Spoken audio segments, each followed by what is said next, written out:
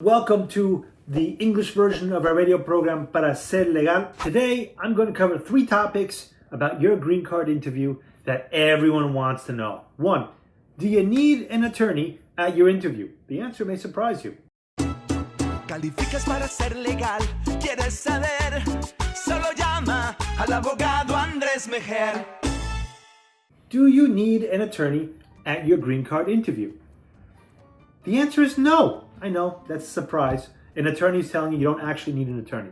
You are never required to use an immigration attorney. The law gives you the right to have an attorney at your expense, but it isn't mandatory. Should you? Yes. Do you have to? No.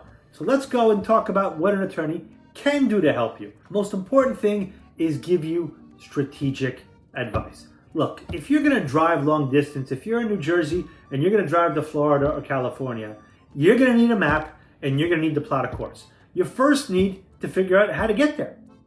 You don't want to find yourself driving south when you should be going west. At every consultation, we create a roadmap to your case focusing on 3 things.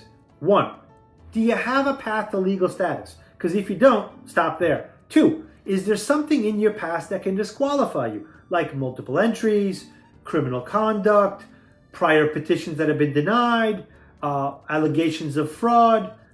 Any of those issues can be the cause of a denial of your petition. And lastly, if there is a disqualifying event, can we fix it? Well, criminal conduct, maybe we can reopen the crime. Multiple entries, probably not, depending on when they were, before or after 1997.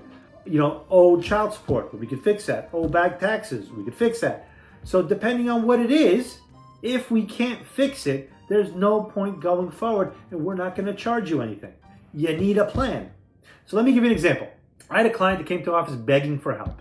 Very sad situation. She's a U.S. citizen. She filed for her husband's green card. They did it without an attorney. They went to an interview, also without an attorney, because they said, hey, this is a clean-cut case. We have 3 kids. We've been together 10 years.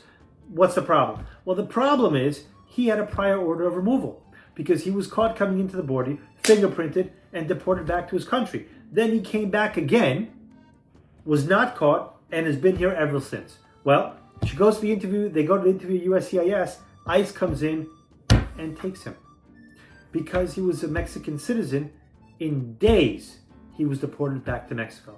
She then hired us to get him back. Now, had they done a full background search like we do for all our clients, they would have known that this could happen up front. I would have known. We would have shown them. We would have gone to the interview with what's called the stay of removal application ready and prepared. They would have known exactly how to deal with this fixable situation. It is fixable and he will come back. Unfortunately, they're just going to be separated longer. And again, it is very unfortunate. Here's another one. Again, a Mexican immigrant, been in the U.S. for over 25 years. He entered legally, came as a tourist and overstayed, and recently married a U.S. citizen. Sounds easy, right? She filed the paperwork for him. Oh, they did it together. They went to the interview, all without an attorney. At the interview, the officer says, hey, look, I have no questions or doubts that this is that your relationship is real. You have multiple kids. You've been together for 4 years. But before I approve you, I just have one quick question. Can you talk to me about this arrest in 2005? Well, so he goes, oh, well, I'm happy to answer that. Well, for my job, I needed to have a driver's license. So I bought the identity of a Puerto Rican man, and I went to Motor Vehicle Commission, and I applied for a driver's license using his name. I was caught and I was arrested, but ultimately the charges were dismissed. Officer said, can you just sign that for me? And he wrote up a statement saying exactly that, and the guy signed it. He said, thank you very much. Unfortunately, I have to deny your claim. You made a false claim to U.S. citizenship, and ICE is going to take you. And he was put in removal proceedings. Now, no attorney with our firm would ever have allowed him to make such an admission. First of all, it wouldn't have even allowed him to answer the question. We would have just said, officer, those charges were dismissed. Period. End of story. Officer had no way to know what happened or what didn't, had no way to get those documents unless he provided it. But because it was dismissed, they would never have gotten that admission. They would never have been able to disqualify him, but for the fact that the immigrant volunteered the information and then signed a document to it. He was put in removal proceedings, and there was pretty much nothing I could do about that. It's one of the reasons why we recommend a full background search to avoid just such a surprise situation. So number one, give you strategic advice. Number two, an attorney can save you time and stress. Well, the immigration process is stressful. There's no two ways about it. We understand you have a lot riding on your application. We find that our clients have lots of questions. And guess what? It's not just at the initial consultation. It's throughout the process. One of the services we offer is we stay with our clients through the entire process. We don't charge extra for those questions. They're included in our flat fee. Completing this process is difficult, but not impossible if you do it alone. When I was younger, I used to file my own taxes.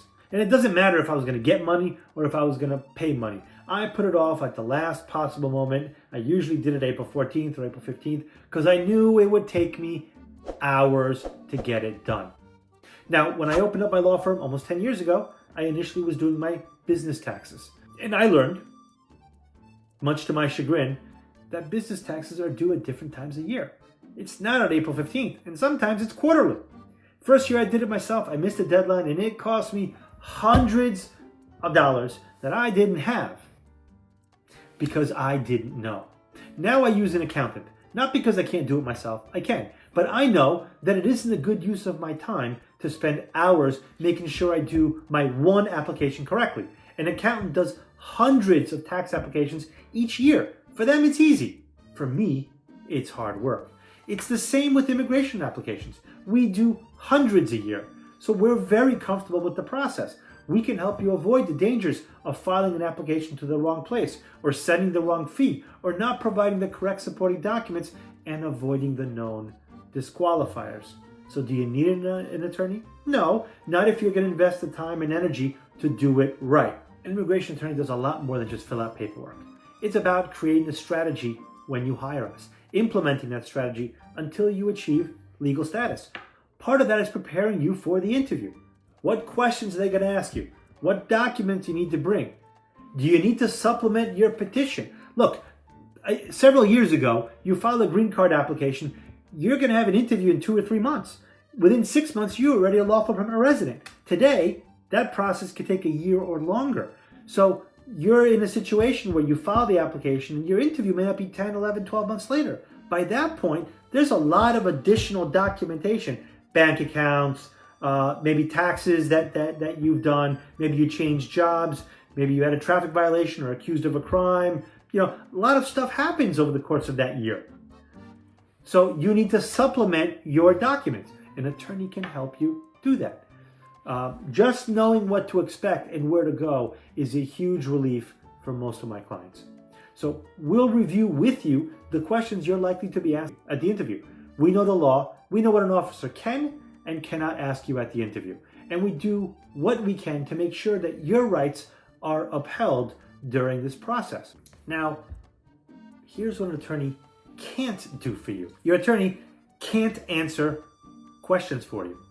Your attorney cannot argue with the officer about why you should be approved. We can point out certain documentation, we can point out certain facts, we can point out, well, the officer, I think the client's misunderstood the question, can you repeat? So we're there to guide and to facilitate, not to clash directly with the officer, because the officer could ask us to leave or ask for a supervisor if that happens. But a good attorney will do everything they can based on the information that you provide to, 1, determine chance of success, be honest with you about your chances, and 3, have you fully prepared and submit all necessary documents plus supporting evidence to make it more difficult for you to be denied. Whether you hire our office or another attorney, this information will help you have a better idea of what an attorney can and should do to help you. Thank you for tuning in. I'm Andres Mejer. If you have any questions, put them down in the comments below. Please subscribe to a channel so that you can be kept up to date on the latest happenings in immigration. Until next time, I'm Andres Mejer. Have a good day.